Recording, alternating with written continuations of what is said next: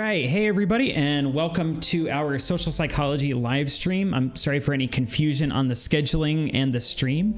There were a couple of things. I had another live stream going for my general psychology folks an hour ago, starting at 11:30. And then my streaming software couldn't figure out how to switch from one to the other. So I am really excited that you guys are here with me today. I hope you like the tunes we got going. I'm shooting for some nice chill vibes, and I'll have a link to the playlist that we're using today in the video description. If it's not in there already, I'll drop it in at the end of the video. It's called Game Chops and Chill from Spotify. It's a super chill video game cover chip tune album or a playlist from the I guess it's the record label Game Chops that represents and supports a bunch of independent artists that cover video game music, because that's the kind of nerd I am. That this is what I listen to while I'm trying to work. It's the sort of stuff that gets me in a nice chill place, and I wanted to be able to share it with you guys a little bit. I know that getting ready for a first test can be a really stressful time, so I want to be able to create a space where we can feel a little bit chill, a little bit connected, and talk about the stuff that's on our minds when it comes to this first test. Quick little reminders. This review can last up to an hour, however long we feel like going.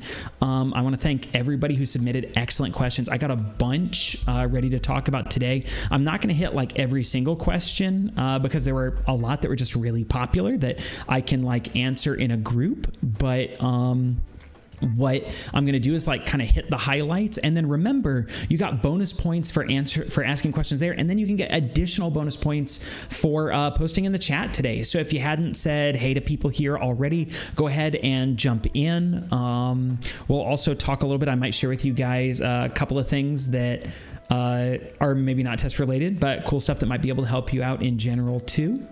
And today we're going to talk a little bit about the format of the test. We're going to talk about what's going to be on it, a couple of additional things, and some test prep and study techniques. I'm excited to see so many in here. Again, I'm sorry if you've been waiting around for an hour to get things going, but I'm glad everyone's here. If you can't stay for the whole chat, remember the recording is going to be available afterward, though you aren't going to be able to ask follow-up questions and stuff if you watch it later. And I got to tell you guys, usually that's the best thing is when I'm talking about stuff, you can ask follow-up questions and I can make sure that you really know stuff for the test. So before we get into anything else, I'm going to start with just questions about the test format. If you didn't know already, whenever a test comes available, like it is right now, you can go ahead and look at the test without taking it and see what the format is. Right now, it'll tell you that there are 31 questions on it, or 21 questions on it. Sorry, not 31. What that means is that there are 20 multiple choice questions and a single essay question. You're going to have 15 minutes to complete the whole thing, which can seem absolutely wild when you've got a 3-paragraph essay to write in there. But as we're going to talk about today, you absolutely do not need to panic about that essay, because I want you to be in good shape to give me something really excellent to begin with. I think we can go ahead and just jump into talking about the test format. And if you have questions as we're talking here, just put them in chat. I've got an eye on it, and we can talk about what those questions are. Questions about the test format. I think I just lost a video page I was going to show you guys, which makes me very sad, but that is all right. Let me just make sure I got it here. Super cool. Okay, cool. Anyways, test format, right? First question, time has always been my worst enemy. Will we have any chance to finish the test after the time limit is up? No, there is not going to be a chance to... Yeah. Hey, thanks a lot, Alex. By the way, I recognize the same thing. I thought that audio was way too loud, and I learned lessons about editing my stuff before posting it. So thank you a lot. By the way, production feedback is always welcome. But yeah, will you have a chance to finish the test after the time limit is up? No, you won't. But this is why time management is going to be really key, not just in terms of managing your time as you come up to it, but while you're in the test. You can do things now to make sure you have some really good time. One of the biggest questions about time management is what to do on the essay. If you remember, I made your essay prompt available now. If you go into the test where you can look at it now, you can see not just the instructions for the test as well as some like recommended topics to look at, but if you scroll down on those instructions, you can see the prompt for the essay. I'm asking you guys this time around to write a 3-paragraph essay that answers all of the questions that I have listed there, right? So I ask like, kind of, how do you think of yourself as a math person or a not math person? What kind of a mindset is that? What would a psychologist say there?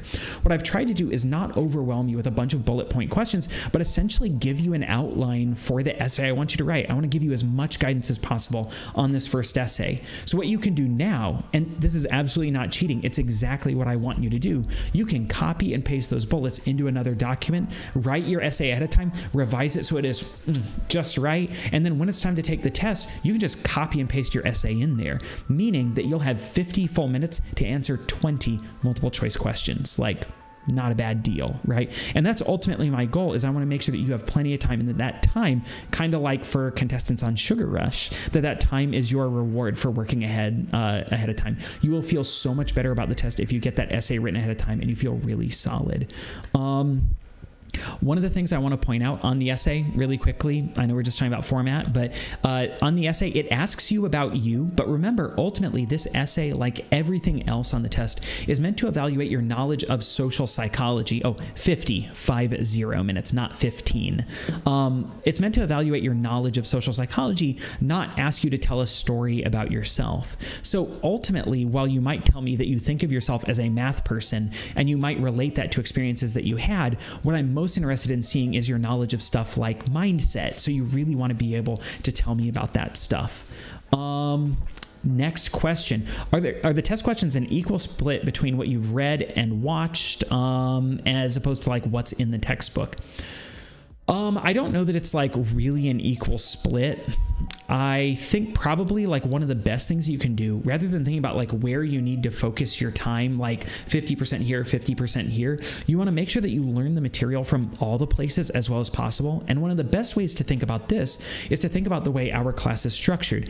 If this was an in-person class, you would read the textbook before coming, and then we'd have like lecture and discussion and stuff. We don't have lecture and discussion, so instead I have like podcasts and videos for you guys, right? So what you want to do is think about the podcast, videos, additional articles as replacements for that class time. In that way, your textbook is really like your first stop. That's your foundation. That's what's going to teach you like these principles and concepts of social psychology. And then the videos, the podcasts, the extra articles, these are like building on that, giving you specific examples. I've got the question coming up at the end of this segment, but since Kate and Jaylene are asking anyway, like, are the tests proctored? Do you have to be on campus, or are you going to use HonorLock, or are you proctor? No. I am really not a big fan of proctoring software, and I think if you were to talk to a psychologist or an educator for that matter, they'd be able to identify right away how HonorLock is a solution. It's the wrong solution to a problem that we're approaching in the wrong way. UProctor and HonorLock are solutions that are meant to prevent cheating, without making us think about why students might cheat in the first place. Like a lot of problems like procrastination, cheating isn't necessarily an issue of morality or an issue of work ethic or an issue of laziness. It's really an issue of anxiety. Most students who cheat or procrastinate or copy, like plagiarize, do it out of a sense of anxiety and desperation, not out of a sense of laziness and not wanting to do the work. What this means is that if I can try to do things like this, like put you at ease, it's going to be way more effective than something like HonorLock in terms of keeping people from cheating.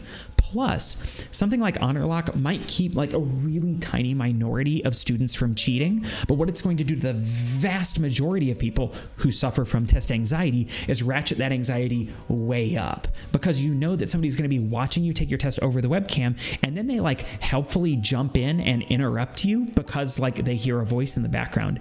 And at a time like now where it's like, I want you at home, like self-isolating and quarantined and stuff, you're gonna be there with like your roommates and your siblings and like anybody, like your kids are there, and you absolutely don't need somebody jumping in because they hear a voice in the background. And this is where that like trade-off comes in, where like I want you to feel prepared, but I also want that essay to be a big portion of your grade so that you have a chance to like work on your own time to show me what it is you know and reward yourself with plenty of time to use the resources at hand to do well on the test. The test is, as a result, is it's open book, it's open note, it's pretty much like open everything. But if you don't work on that essay ahead of time, if you don't prepare well, if you don't learn the material, you're going to end up in really bad shape. Like every semester, even with all these things in place, I end up with students who get like 10 or less out of 30, not because they, are bad test takers, but because they didn't really prepare for the test. And so whether you've got those resources or not, preparing for the test ahead of time is going to be the absolute best thing. So other questions, as we jump in here, will there be any extra credit or bonus questions? There won't be on this test, though. As you can tell, there already are bonus points for you to get. You get bonus points, right, for posting questions for the Q&A, as well as stopping in chat here. And there might be some bonus questions on future tests, but it all depends on like how well things like match up with what else we're doing and what kind of extra stuff I want you to do. There will be more bonus points, so I can't say for sure that they'll be in tests. In terms of the essay, some specific questions. Do you need a reference page for the essay? No. I want you to demonstrate what you know about this information, but you don't really need a reference page. And because this isn't something straight from the textbook, I don't think like plagiarism is that big of a deal.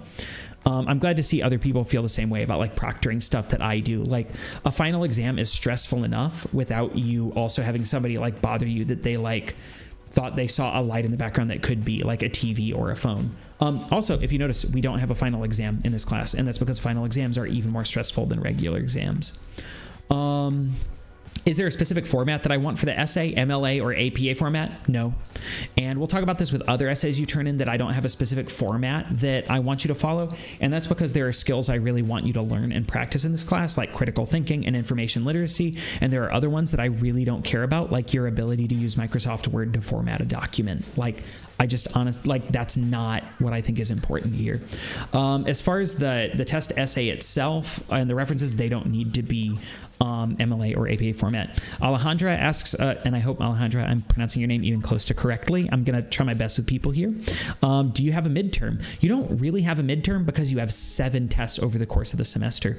One of the things I've tried to do in this class is take tests which can be really stressful and make them less stressful. So rather than 1 or 2 big assessments, you have 7 of them. And I dropped the lowest, and they're only worth 40% of your grade as opposed to the 50 or 60 or 70% that they might have been like before. Like, I really want to make it so you like jump in, like you write your essay at a time, you jump in, you paste that essay in, you answer some questions, and then you get back to your life because it's not a big deal. You're just showing me that you know social psych, which is really what we're doing here.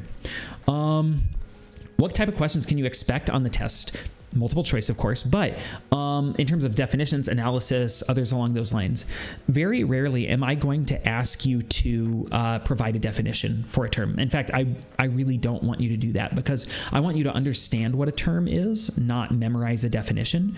So like, for example, if you see definitions of terms on the test, they're not going to be the definitions from the textbook because I have other definitions that are similar but not identical because I understand the term. I haven't just memorized it. The same way maybe you like understand something about a movie or a game. If I were to ask somebody here who Harry Potter is, you wouldn't like give me a definition of Harry Potter. You'd tell me about the character because you know about it. You have learned things about the book, right? I'm going to do my best to ask you to connect terms together to show me how these terms apply to the real world, or to identify. Sometimes I'll do something like give you a definition of a term and you need to identify what's wrong with that definition or what would need to change to make it correct, to identify what the difference is between 2 terms or what connects them together. So I'm going to do my best to make these like, relatively real world applications, though I'll also ask you questions. We'll talk about this in a little bit. I'll ask you questions about like historical figures and some of their findings, and I'll explain why that's important in a second. Taylor asks a really good question in the chat. Does every test have an essay portion? Yes. And I think that that's important because this is a research and analysis class where writing happens a lot, but also because there are a lot of people for whom test anxiety is a really big deal. I have a feeling if I were to ask the 19 people watching now who here suffers from test anxiety, I would get about 19 yeses in a row, right? Because like tests cause a lot of anxiety, and that anxiety can cause us to do really poorly on like multiple choice questions in particular. So I want these assessments to be kind of a nice split between you showing me like answers to specific questions in the moment, but also showing me that you can prepare for and think about things more deeply and answer questions kind of on your own time when the test anxiety isn't that big of a deal. One thing that's really cool too, in terms of answering those questions, is that if you're not sure about something, since you have a week to look at it, you can ask me questions about the prompt. That's not cheating either. I want you to write a really good essay, and that works best if you understand it, you know what you're talking about, and you have time to prepare it. Good question. Will you always be able to see the prompt in advance? Yes, unless I mess it up. So if it's a week before a test is due and you can't see that prompt, let me know so that I can fix it, because sometimes I think you can see something and you can't. A couple of other rapid fire questions here. Will you be able to use notes during the test? Yep, already said that. No proctoring or honor lock required. You can take the test. You have a week to take every test. You can take it anytime you want over the course of that week.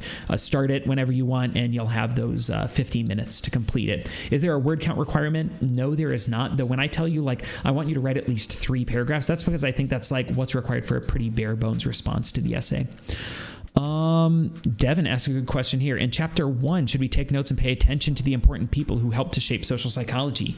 Yes. In this field, at least as much as any other, people are a really big deal, because the people really shape what the field is today. When we talk about researchers like Philip Zimbardo and Stanley Milgram and Solomon Asch, these are findings that are so big that there was a textbook I used to use that there was a chapter on obedience, and pretty much the whole chapter was just about Stanley Milgram's experiment. And ultimately, when we talk about them, it's not just going to be about memorizing the findings. It'll be saying well, what was wrong with that study? Why can't we hold it in as high esteem as we used to? And what does it maybe mean in the broader context? In a lot of ways, these high impact findings are important because they give us that timeline to follow. They give us a breadcrumb trail for us to see where the field is now and how we can interpret these things. Because sometimes it's about not knowing what is, because really when we look at our psychology findings today, they don't tell us about how people work. They are interpretations of how people work that are informed by the context we exist in now, which is a wholly unsatisfying way to think about things, but it's also the truth, right? One example really quickly, and then we'll move on. An historical figure we're not going to talk about a lot because this isn't the right class for it is somebody like Sigmund Freud. And in most psychology classes, you're expected to learn about Sigmund Freud because he's a really big deal, but also because most misconceptions we have about psychology come from Sigmund Freud, that when you ask somebody who's never met with a mental health professional to describe what they think, they say it's going to be a guy with a notepad and a beard and a jacket and glasses, and he's going to sit in a chair, and I'm going to lay on a couch and I'll talk about my mom or my dreams or something. That's Sigmund Freud. And that's problematic because Sigmund Freud's ideas, a lot of them were really wrong. And the ones that weren't wrong were a result of, when he existed. That Freud wrote all about how we were a result of our suppressed sexual desires, right? That everything you did was a result of you wanting sex, but you couldn't have it. Well, we understand better now that in some ways that was accurate for the time in which he existed, which was Victorian Europe. And if you've watched anything Downton Abbey or Bridgerton, right? These are shows all about people who they cover everything they absolutely can. They can't even recognize the fact that, sexual intercourse exists, much less the fact that they might want to have some. Freud in a big way was describing the culture he existed in. And so understanding something like Philip Zimbardo's Stanford prison experiment and how it emerged out of, the kinds of existence that occurred in prisons at the time. We understand that, yes, some of what he found was accurate, but also some of it was a result of the culture. This is part of understanding social psychology and what it has to tell us. So I'm excited to talk more about some general class stuff and what's going to be on the test here. But first, I want to switch to our first segment that's not just a review, and that's Grady's Hot Take, what it is Grady is into right now. And this is something that I've wanted to recommend but couldn't find a really good avenue for. If you guys have not checked out Hilda on Netflix, it's something Grady and I are watching together right now. Grady was sick last week, and there was this point where he was really fussy and really miserable and just feeling really poorly. And so while we were chilling and trying to feel better, I found the first thing Netflix recommended and popped it up for us to watch, and it was the show Hilda. And I think it really joins the ranks of cool kids cartoons that also appeal to adults. So if you're a fan of something like Adventure Time, it bears a lot of similarity to Adventure Time in a big way, but Adventure Time or SpongeBob SquarePants, stuff like that you could watch with a kid, but you'd also have a good time with, or maybe you just want to be a kid at heart and enjoy it, like, it's a really cool show. It's based on a really great series of comic books, which I've ordered from a local bookstore so that we can read them together too, which is great. Grady in particular loves an episode titled, it's number 2 in the show, titled The Midnight Giant. If you were to ask him right now about anything, he would talk about giants and Jorgen, which might be disturbing. Oh, and also The Woodman, which might be disturbing to anybody outside of our household, but really cool show. I hope you guys like it. If you're looking for a break from studying, it could be fun to get into. So yeah, get a chance on Netflix to check out Hilda. What I want to do now is transition to talking about a couple of questions about like general class stuff. This question was a kind of a big one that summarized a lot of questions people had. What do you feel is the most important factor for being successful in this class? I know nobody wants to hear this. I hate thinking about this, but the number one factor for being successful in this class is how much time you dedicate to it. Spending time, especially time that's spread out over the course of the week, is the biggest thing. I know that I said 12 hours a week is the estimate. It's probably not going to be 12 hours a week every single week to be successful in this class, but starting with an estimate like that to build yourself a schedule so that you're dedicating 1 to 2 hours every single day, hopefully 2 hours a day, like, that's really going to keep you on track and doing well. But because dedicating that time a little bit every single day is how you get good at something. People who learn an instrument don't practice 12 hours a day, 1 day a week. People who get good at sports don't practice 12 hours a day, 1 day a week. They're doing it like all the time, always on that grind, dipping in, getting better. Among other things, like the more frequently you get in and revisit the material, the less you're going to have to remind yourself what it was you were looking at, the fresher it's going to be, but it's also going to help you make a habit out of doing stuff like thinking about psychology. You're going to be getting that fresh up in your dome on a regular basis so that, like, you'll be, riding the bus and thinking about psychology because you just studied. You'll be making dinner and thinking about psychology because you did it like you were studying just before you started. And it's going to keep your brain working on that stuff all the time. Next question. This is my first time using an ebook or anything, not an actual textbook. Would it be easier to just print the book, or what's the best way to navigate? I'm curious to know if you guys could point out in the chat who here is using the ebook, who here prefers like the online format. Personally, I like the online format because I can search through the text if I'm looking for something really quickly. I like being able to like link out to references. I'm not sure that this book is as full featured as like the OpenStax one, but it does a pretty good job showing up on like computers, tablets, phones, stuff like that. Oh, I see. Devin says got themselves a planner this semester. Planners are fantastic. I already talked about how like everybody procrastinates. I really like planners as a concept. I never use them effectively. So what I do is I make use of something that I always have on me all the time, which is my phone. I use the calendar app. I use the reminders app. I hook in my email. I hook in my Outlook. I hook in Canvas so that I'm always being reminded of stuff.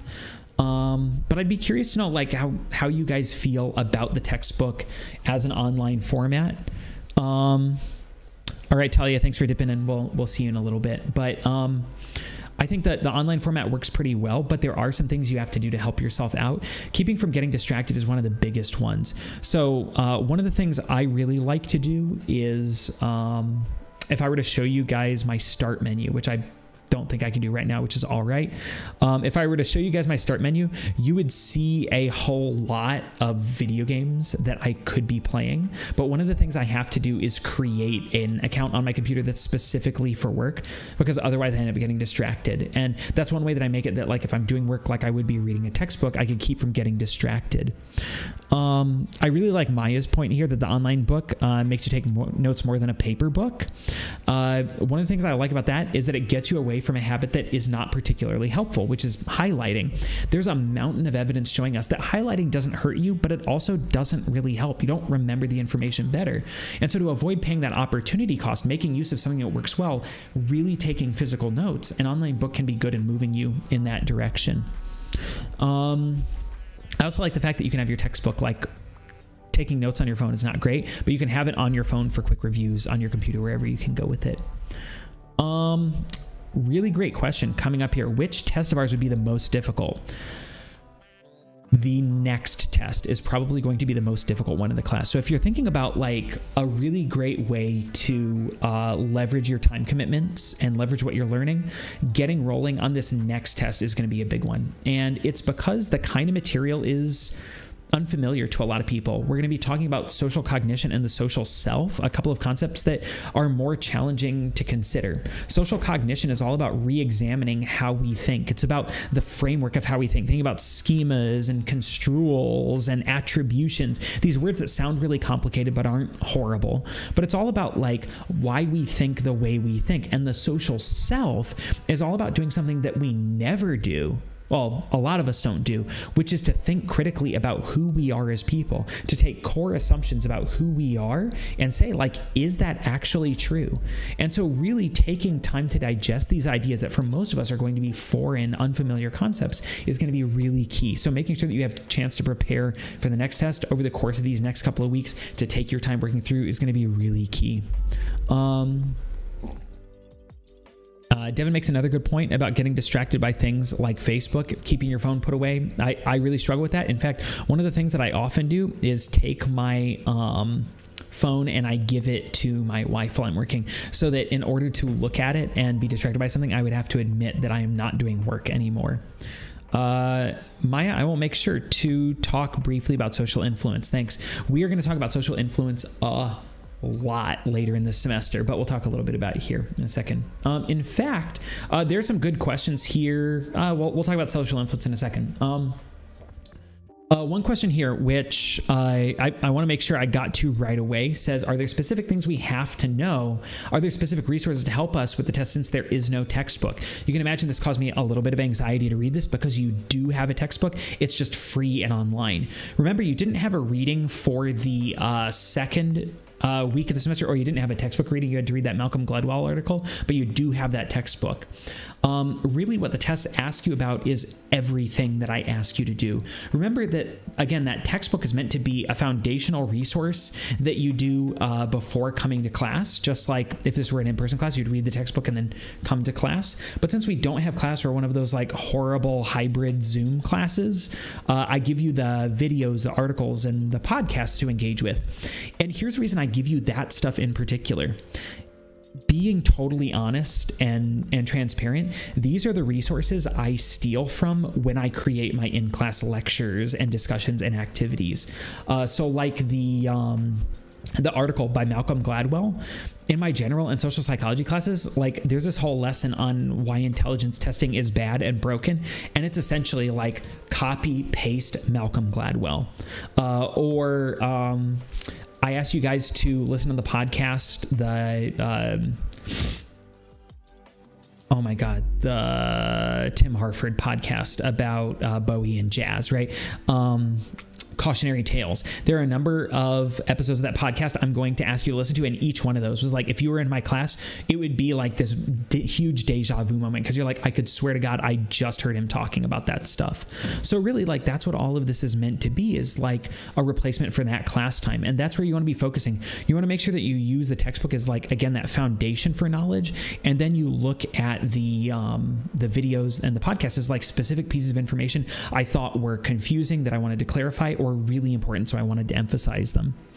Maya asked a good question about, like, well, should you then like read the whole chapter before getting going? I think that's probably not the best way to go, even though I talk about it as a foundation. What can be really great is to make use of something called the PQ3R method of textbooking, which is where you preview the chapter and then you question like why we'd be talking about this stuff, and then you read, recite, and then review. But the idea is you at least do a preview of the whole chapter. You look at the table of contents for that chapter. You look at the main topics. You get an idea of what it is we're talking about and why it is we're talking about that before you get into the specific material. And then make sure you watch my introductory video. You'll really have a solid handle on what's going on that week before you get into specific stuff like, again, podcasts or videos I might assign. And this means that when you're watching that stuff, you'll have an anchoring point for that information, and you'll know why it is that I'm asking you to do that in the first place, right? There's a question here asking sort of like, there's a lot of information, so we don't know specifically what to focus on. And this person goes on, you can see in the discussion, asks, gives a really great breakdown of some of the core points of the talent myth, right? I think and to say like, is this accurate? So their examples is like, they say, for example, the article reread, the talent myth is very informative, but in reality, what do we focus on for the test? Understand that Enron rewarded intelligence, but did not hold them accountable or give them a chance to prove themselves by keeping them in a specific position, right? And these are really good examples of like information from the article. But what I'm really asking you to look for in these is like to pull away that take-home message, which like for Malcolm Gladwell, his real take-home message is like talent doesn't exist. Hard work exists, that gifts don't exist, but advantages do exist. And being able to understand those central points and connect those points with the other stuff we're talking about, like fixed and growth mindsets, like the person situation debate, that's really core. Like that's what we want to know about. Another question. Will we have questions directly related to the videos you're assigned to watch? Yes, absolutely. Should we watch all of the videos in each module? Yes, absolutely. Everything I assign you guys to do every week, the read, watch, listen to, and do stuff, you need to do every single one of those things. And again, like it can be really tempting to like get into videos and watch them on double speed while you do something else. That'll let you like check the box saying that you like did it, whatever that means. But I think a lot of us approach textbooks or videos or podcasts that way, saying like, I need to do this and get it over with, when in reality, the job is to extract meaningful information from it, to understand what that message is in that way that you could like tell somebody else about it, right? And so making sure that you have the opportunity to sit down, really pay attention to it, take notes on it, and understand it, that's what you want to be able to do so that you're ready when it comes time for the test. Will the test focus a lot on details of researchers and their studies, or will it be more the ideas and concepts of the studies? I would say more the second one.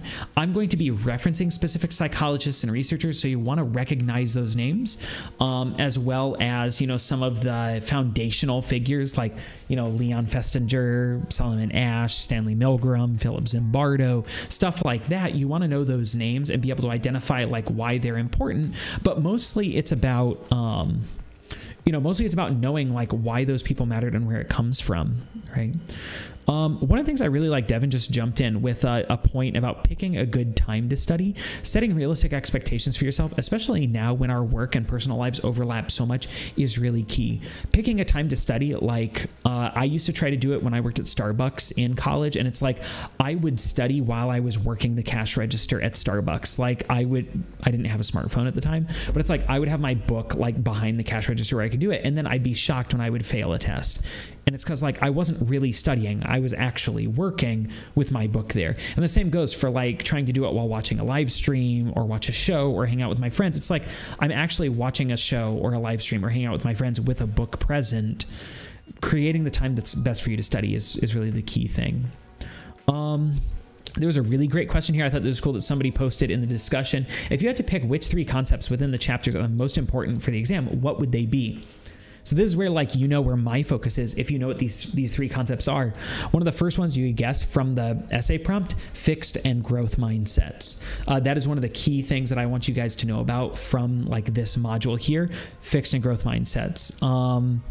The second one I would say is the person situation debate. Fixed growth mindsets. Remember, fixed mindset is like this is who I am versus growth mindset being like this is who I can develop into. And that might sound like a bunch of like hippy dippy feel goodery, but that's absolutely not the case. What it's really about is like, are people inherently built a certain way or do they change over time? And social psychologists would say we change over time. That's the idea of a growth or incremental mindset.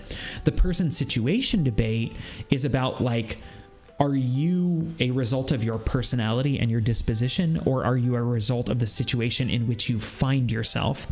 Social psychologists are situationalists. We examine the situation and how those situations shape people over time in terms of like your culture and your environment and your family members, but also like in the moment. Some social psychologists, I would go so far as to say like people don't have personalities in the traditional sense, that like we change tremendously from moment to moment. I may think of myself as a kind person, except for those situations in which I'm not, or I'm a responsible person, except for those times in which I'm not. Taylor, great question here. Are fixed and growth mindsets mostly talked about in the textbook or the other readings? Fixed and growth mindset is all that week 2 stuff that didn't have a textbook chapter. So, you want to look at that other stuff outside of the textbook chapter. Though if you can connect it to the person, situation, debate, and social influence, you're going to be really happy. I think Maya also asked a question earlier about social influence, which is the third big concept that I think is really important. Social influence is mostly about how the social situation influences you. There are a lot of ways in which the social situation influences us, whether it's a single powerful person demanding obedience or all of the people around us passively influencing us. But the biggest take-home thing is that we are social people, like we are social beings in the same way that fish are aquatic beings. We can't decide not to be. Like, even if we're somebody who's introverted, we are still irreversibly influenced by the people around us when they are around us, and we're still influenced by isolation when we're in isolation. So social influence is really about the fact that we can't not be social, and just being around people, that's something called the mere presence effect. Just being around other people is enough to make us different from how we are when we're by ourselves. I'm really happy to see Maya saying too that the essay question and the mindset quiz made you realize some new things. Like, I felt the same way. This is why I thought mindset was so impactful that I asked you guys to do it. If you haven't watched Omid Fatoui's talk already, get in there. It is one of my favorite things you guys are going to do all semester. Omid Fatoui is a really cool dude, a great researcher, and what he had to say about education I thought was incredibly powerful. Shaped me as an instructor in a really big way. Let me see. Next question. How many listenings and readings will be addressed on the test? All of them? Only 2 of them? All of them. This is really what I'm hitting here. It's really important. So I think like that hits it for as far as like information that's going to be on the test. What do you need to know? Everything. I know that's really like dissatisfying, but it's really my hope that you guys are learning the material to learn it, not just to do well on the test. When comes time to get through the test, like I know it's like we'd love to learn the material, but you do also want to get an A. Remember, there are 7 tests, and I drop your lowest one. This one in particular is a great opportunity to learn how the tests work and then apply what you've learned on future tests, like especially that second one. As always, if you're concerned, if you're stressed, if you're worried, if you think something's wrong, just get in touch and let me know. We'll talk about it. You're going to be in great shape. It has never once happened, and I'll go this far. I will say it has never once happened that a student worked with me and was unhappy with their grade in the class. Not once. So when in doubt, reach out, work with me. I got one question before we move into the final segment here on test preparation and test prep skills. Somebody asked a question about the upcoming research and analyze assignment. They saw a reference to it on the syllabus. Over the course of the semester, you guys are going to have 3 or maybe 4 research and analyze assignments. These are what you do instead of like one big research assignment. A lot of times when I see plagiarism or students not turning in research assignments, it's in classes where you're asked to do something like you don't have any writing all semester, and then at the very end, you have like a 10-page research paper to turn in. That is not what we're doing. Instead, we're doing a series of relatively brief written assignments that ask you to write about stuff that I hope is relevant to you. So like, for example, as we're talking about the social self and social cognition over these next couple of weeks, I'm going to ask you guys to write about something related to you. I'm going to ask you, kind of like how I asked you to share music before, I'm going to ask you to identify something like an album that you really like, a TV show or a movie that you love, a video game that you love to play, or a book that you love to read, and identify what it says about you. And then conduct some research on that particular source, like looking up reviews of it, and then critically evaluating that research. This is the same stuff that we would do on a topic like something related to social psychology, but it's about you instead. So maybe it's a little bit more interesting. And then I get a really great series of recommendations on cool stuff to check out. So works out for everybody, right? As far as getting ready for the test, I think this is maybe like one of the most core places for us to focus, because this is what I think everybody is anxious about. Like, how can we prepare for the test and make sure that we're ready to go? I think that the first question I popped up at the top because it was one of my favorite ones. How would you advise a student to help deal with test anxiety? When I'm in the test, I'm really, really stressed out, but I feel like I'm very calm before the test and can study just fine for it. I think most students are really shocked to learn that pretty much everybody deals with test anxiety. We've known for a really long time, psychologists and educators, that tests produce a lot of anxiety and are not that great at what they're supposed to do, especially tests where there's like one really big one that's like the make or break, like the SAT, the ACT, the PSAT, the MCAT, the LSATs. All of these tests are really bad because they essentially evaluate your ability to take a test, not how well you know the information. And then asking you to do this really big, really long test that's like, this is the one that matters, that's really problematic. So dealing with test anxiety is like dealing with a lot of other anxiety, and making sure that you're in a space where you feel comfortable but confident, where things are quiet and you're not distracted. You've done the prep ahead of time so that you feel really confident, and then making sure that you have ways to calm yourself down when you feel anxious. Like me, I really like to make use of breathing techniques and mindful meditation. As well as being able to get up and like walk around in a circle a little bit can be helpful.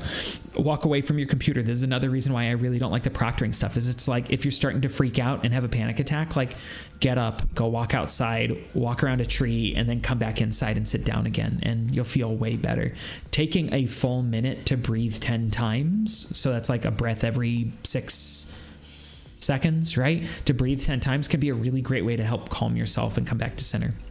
A big recommendation that I want to make for you guys, something that I think could help a lot for everybody, is to reach out. I was going to share this. I'm going to drop something in the chat for you guys here, if I can get here.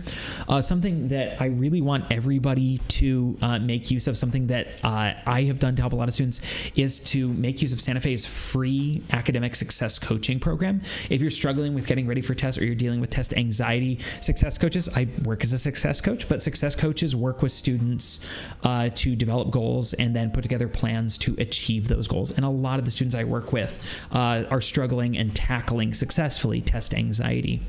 Setting up an appointment is really easy. You just email this email address I'm going to put in here, academicsuccesscoaching@sfcollege.edu.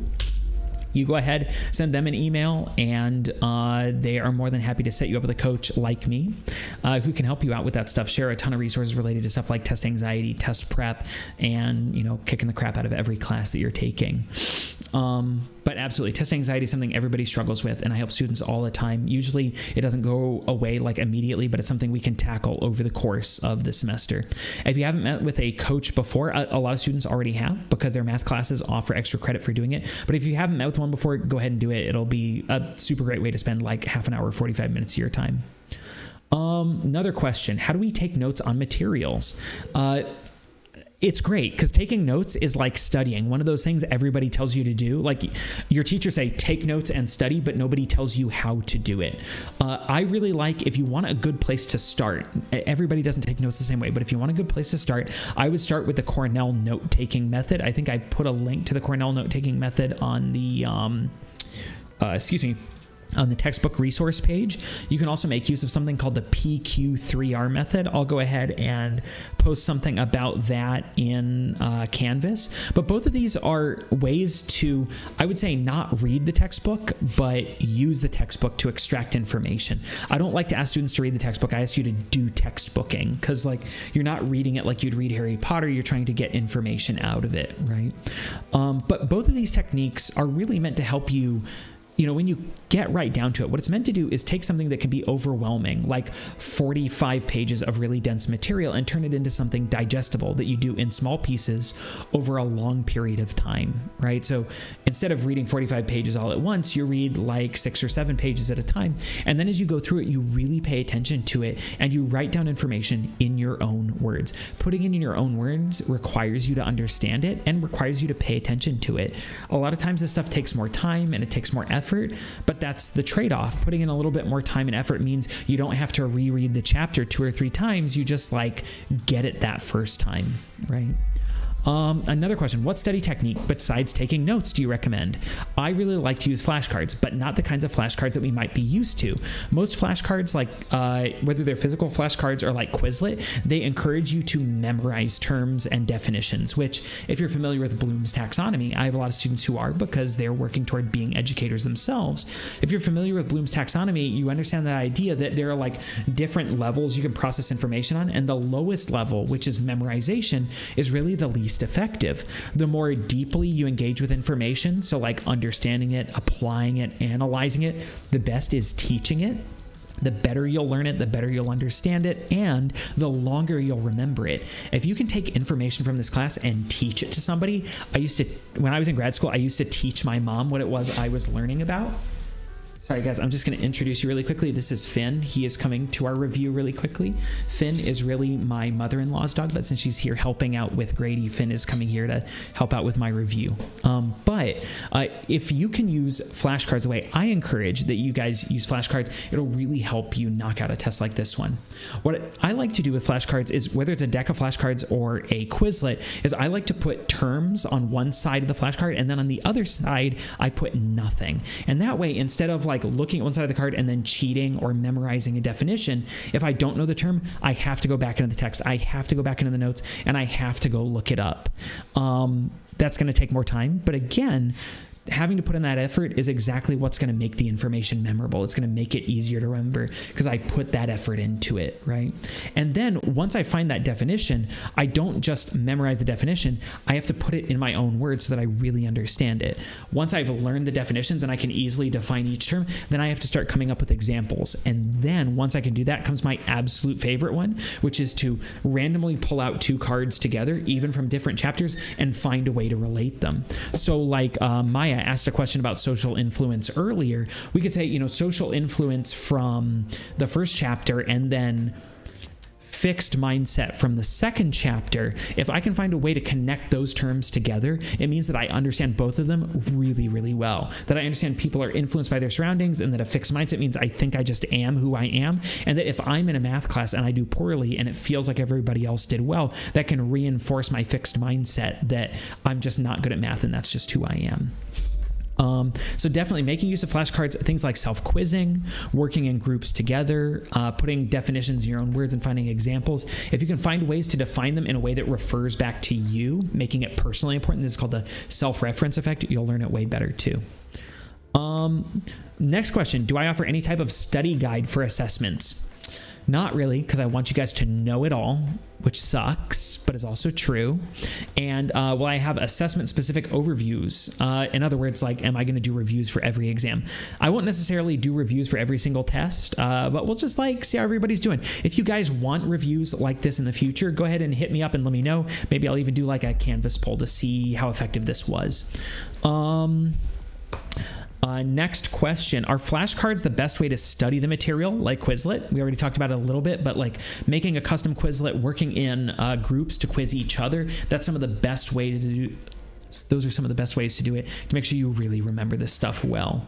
Another question, will we always do test reviews? Again, we may not always do them, but maybe I'll go ahead and do a Canvas quiz and see what you guys have to say about whether this worked out or not. Just I'd love to know in the chat really quickly if you guys thought this was going well and what you thought was good or not. And if you thought it was horrible, you probably won't say anything because you're not paying attention because it's horrible. I really like this question here. Are there any tips or strategies to help break down the question? In terms of what you can do in the test, having your essay written ahead of time is going to be one of the best things you can do, because if you do that, then you will have nearly an hour to answer 20 multiple choice questions, which is fantastic. Once you've done that, and it comes into taking the test, there are a couple of tricks that I think are really helpful for taking a test effectively. One of them is to come up with a game plan for knocking the test out. I really like to make use of a technique that involves running through the test 3 times. I start at the beginning of the test and I run through the first time answering every single question that I know, like I absolutely know the answer to. I don't stop to think about it. I don't stop to look stuff up. If there's a question I want to stop and think about or look up, I just go ahead and flag it. And then I scroll up to the top and I answer all those flagged questions, thinking about them, looking them up. And then I go back through a third time, and if I've answered everything, I check those answers. If I haven't answered anything and the only questions that are left are ones I don't really know the answer to, I'll go ahead and look those guys up so that I can go ahead and waste as much time as I need because I just got the remainder of the test to get through that. And then when it comes to reading the questions themselves, one of the biggest mistakes that I see students make on my tests, on tests in general, is that they get really stressed out and they move too fast. Like you get panicky and you end up in this panic spiral where you get really stressed out and then you're not really reading the questions and you start to get panicked about the questions and you get more stressed and you just get in this panic spiral where you're like locked into it, looking all over the test and feeling panicky. So something that I really like to do is encourage students to There's another reason why I don't like to use honor lock, because I really like you to slow down and read the question out loud. If you read the question out loud to yourself, you're not just processing it visually, but also auditorily while you hear yourself. It's also a really great way to force yourself to slow down, since oftentimes while we're reading through stuff, we just glance through it, like me glancing at the chat and electing to read only the like really positive stuff that says that you like it. I see the word love and agree, so that makes me feel good, right? Whether I'm actually reading the comment effectively or not. And so if you read it out loud, though, you have to really slow down and do it, meaning that you process the entire question before you're done with it and you move on. And sometimes finding ways to force yourself to process it all, to think about it all, and to move out of that anxiety can be really, really helpful. So I think like those are some of the biggest ones, forcing yourself to like slow down, read the whole question, to make it through the whole test, right? And think about all of that stuff. And then oftentimes as you're like looking up answers to some questions, you'll find answers to other ones. But absolutely like paying attention to yourself. And if you feel too stressed out, like slow down, take a deep breath. I know we've only got a few minutes here, so I want to be able to wrap up just a little bit pretty effectively. If you have other questions left over, I've hit the end of my questions list, so I'm going to hit some reminders. But while I do that, go ahead and put any questions in the chat I haven't hit so I can answer those. Remember, as you complete the test is going to give you a grade when you finish it. But remember that that grade is out of 30 points and 10 of those points belong to the essay that I have not yet graded, meaning your grade can go up tremendously after you complete the test. Also, I review statistics after the test is done, and I throw out questions that didn't work. Like, I write all of these questions, and I would love to believe that they're great, but sometimes I'll ask about something that wasn't covered all that well in the material, or that I thought I covered well in the material, but really didn't. So a lot of times your grade goes up, not just because of the essay, but because I throw other stuff out. Also remember that your lowest test grade drops, so this is a really great opportunity, again, to learn how the test works, to learn how class works, to learn how I work. One of the best things you can do after the test is to just get in touch. I think I may have accidentally skipped over a question where somebody asked how long it takes to get test grades back. I'm hoping no more than a week. Sometimes it runs a little bit longer, but I'd love for you to have feedback on this first test before you have to take your next one. I think that would be really important. The big thing is, like, I really miss having the opportunity to talk to students in class and say in person, don't panic, because I think that's probably the single most important thing. So remember, don't panic. If you feel like panicking, get in touch with me and tell me you feel like panicking so that we can talk about why you don't need to panic and what you can do to really knock it out of the park next time. It looks like maybe another review would be helpful in the future, but, you know, I guess we'll just go ahead and see how things are going. Between now and the test, or now and the next review, or now and whenever, just reach out and let me know. Remember, you can email, you can text, you can call, you can stop in for a video chat during office hours. I would love to talk with you guys. But until then, this is Social Psychology. I'm your Professor Ryan Keith, and also groove on some tunes from Game Chops. I hope you guys enjoyed it. Thank you a ton, and good luck on that first test. Not that anybody here needs it. Thanks a lot. Oh, hold on, guys. Give me 1 second.